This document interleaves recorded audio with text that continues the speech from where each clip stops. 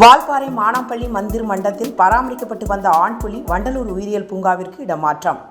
கோவை மாவட்டம் வால்பாறையில் கடந்த அக்டோபர் 2021ஆம் ஆண்டு முடீஸ் நகர் பகுதியில் உடல்நலம் பாதிக்கப்பட்டு பொதுமக்களுக்கு அச்சத்தை ஏற்படுத்தும் விதத்தில் முடீஸ் நகர் பகுதியில் நடமாடிய சுமார் 8 மாத வயதுடைய ஆண் புலிக்குட்டியினை உயிருடன் மீட்டு மானாம்பள்ளி பவர் ஹவுஸ் பகுதியில் அமைக்கப்பட்டுள்ள இயற்கை சார்ந்த புலிக்கூண்டில் வைத்து கடந்த 2.5 ஆண்டுகளுக்கு மேலாக மானாம்பள்ளி வனச்சரகத்திற்குட்பட்ட மந்திரி மட்டம் பகுதியில் பராமரிக்கப்பட்டு வந்தது.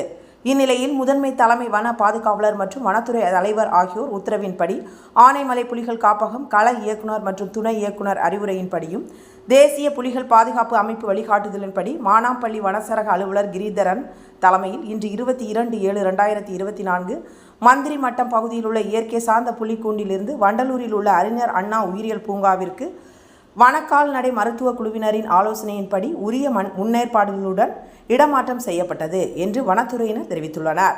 நியூஸ் எக்ஸ்பிரஸ் செய்திகளுக்காக வால்பாறை செய்தியாளர் ரவிச்சந்திரன்.